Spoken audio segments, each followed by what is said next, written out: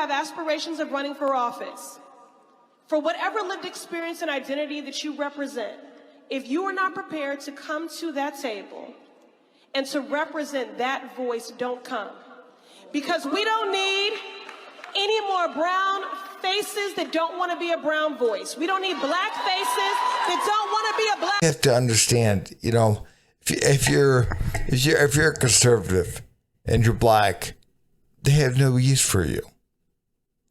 You know, again, that is really truly what is said. Again, they're telling you that you want your obvious skin pigmentation. If you are conservative, we truly get to understand that. You know, it's kind of like Joe Biden a few years ago, man. Again, you ain't black, man. You ain't black unless you vote for me. You ain't black unless you vote Democrat. And guys, man, we truly have to understand just how offensive that is. But I'm going to stick up a clip here of Vivek Ramaswamy and talking about how these types of people are the new grand wizards. And you know what, man, I do agree with them. I do. The greatest racism I have experienced racism, comes from the modern left at a scale unimaginable, because I think they feel a sense of betrayal, saying that you're not speaking in the tone that you're supposed to. You literally did. So Congresswoman Ayanna Pressley, I believe not in putting words in anybody else's mouth. I believe taking people at their own terms on their own words. Right? So I don't believe in straw men. Ayanna Pressley, she's in the Congress today. She's a member of the squad. Her words, not mine. We don't want any more black faces that don't want to be a black voice. We don't want any more brown faces that don't want to be a brown voice. Literally word for word. I'm not putting words in anybody's mouth. Ibram Kendi wrote the book, How to Be an Anti-Racist. I wrote Woke Inc. It was a pretty successful book. His sold more copies than mine. Here's what it says. Opening lines. The remedy to past discrimination is present discrimination. The remedy to present discrimination is future discrimination. So the other side will gaslight you when you say this stuff. It's like, oh, you're just making that critical race theory stuff up. No. These aren't my words. These are the words of the modern grand wizards of the modern KKK. Really. And that's really what this is. Guys, man, we truly got to recognize what's happening here. The only acceptable form of racism is coming from the left. Man, black leftist. Man, that's fine. That's the acceptable form of racism nowadays. We have truly got to understand that. And again, man, like Vivek said, you know, again, not my words, but their words. Not Vivek's, but their words. You know, their words are, again, present discrimination. It makes up for past discrimination. And that's not true. That is not true. We have got to recognize, man, all that does is fan the flames of division in this country. We have got to understand that. I mean, again, nowadays, if, some white neo-Nazi shoots some black guy, I guess that's national news, man. Overnight, there are protests, everything else. But we have to understand, you know, a couple hours up the road from me last year, a 6-year-old girl whose ball rolled into her neighbor's yard, a 6-year-old white girl, her black neighbor shot her in the face. And, you know, there was an argument between the father and the black neighbor, and he shot the father 2 or 3 times, and shot the 6-year-old girl in the face, and said that he didn't even like white people. And again, that did not make anything but local news. So again, we have got to understand what they're doing, what they find acceptable and what they don't. Again, we truly get to look at this. We truly got to understand this. I mean, really, right now, you know, if you're white, you're 8 to 9 times more likely to be assaulted by a black person than if you're a black person to be assaulted by a white. We truly got to understand that. I think 2018 numbers, it was actually 9.5 times there were like 60,000 cases or less than 60,000 cases of black people attacking white people attacking black. But there were 550,000 cases of black people assaulting whites. So again, we truly have to understand what is happening here. And again, the only thing they cover in the media is white supremacy. We truly got to recognize what's happening. Again, that's not right.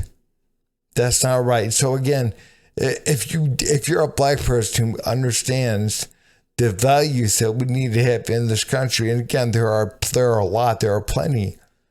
But again, man, if you dare to be conservative, if you dare to have a conservative voice, and again, be pro-Trump, again, be pro-conservative of any form. Again, you're not black. You ain't black. They don't have any use for your black voice. They have no use for your brown voice, because again, you're not doing what they want. We truly got to understand that. But guys, I'm gonna put up a clip here of CNN, the folks on CNN talking about what Vivek just said. I'm going to listen to something that Vivek Ramaswamy said on the campaign trail earlier this afternoon about Democratic Congresswoman Ayanna Pressley. Listen to this. Ayanna Pressley, she's in the Congress today. She's a member of the squad. Her words, not mine. We don't want any more black faces that don't want to be a black voice. We don't want any more brown faces that don't want to be a brown voice. These are the words of the modern grand wizards of the modern KKK. What's your reaction to that, Bakari? Ramaswamy's kind of idiotic when he says that, and this is why his campaign has caught fire amongst some fringes on the right, because he uses these kind of slogans, he uses these tag words, but again, he has no depth. I mean, Ayanna Pressley doesn't need me to explain what she was saying, but if you are going to be someone who represents minorities in this country, if you're going to be a voice and represent them on the largest platform in the world, then you must actually speak truth to power about those issues that directly affect them. That's what Representative Pressley is saying, that you have to be true to yourself, that you have to be uplifting of your community, and you cannot act like the ills that affect black and brown people don't affect you. And for him to call her all types of names is just beneath the dignity of this type of civil discourse. Race is a very, very difficult issue for this country to grapple with.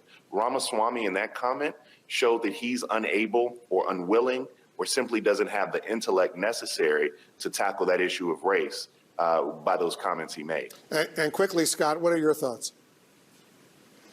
Well, look, we saw Joe Biden in the last presidential campaign make a comment, akin to this, that you can't be an actual black person if you're not supporting me for president.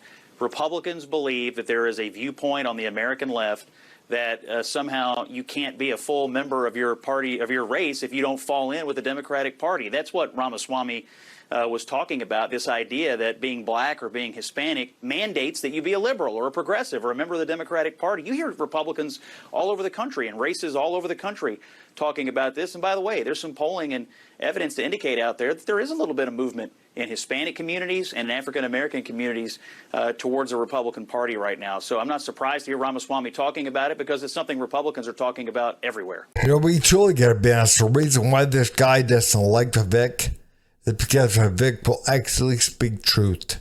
He will actually speak truth to power. Again, which is what he said Pressley does.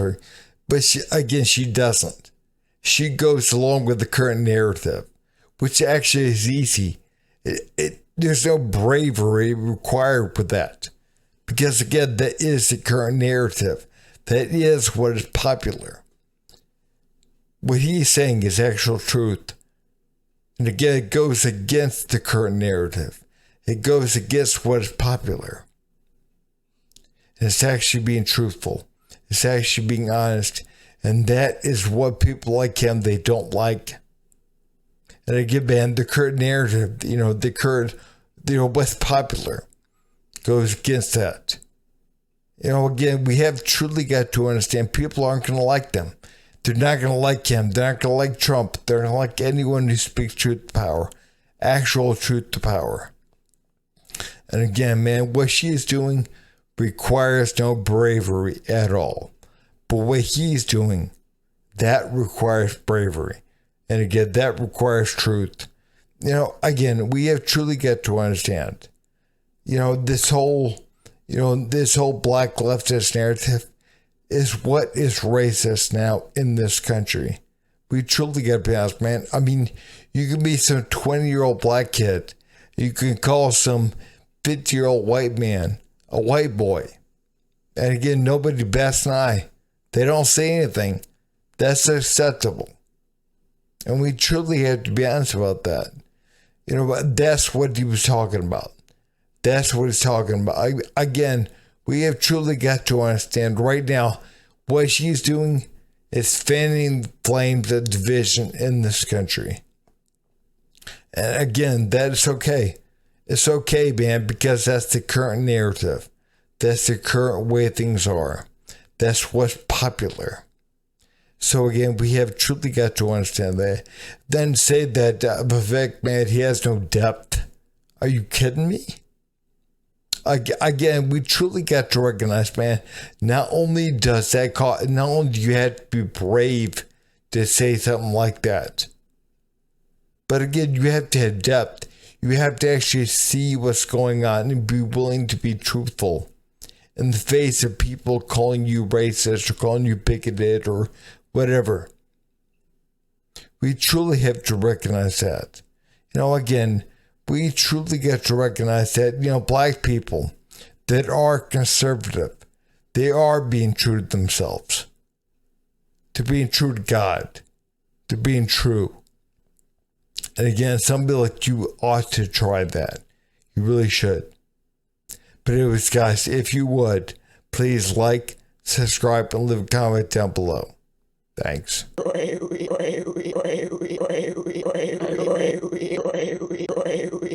You son of a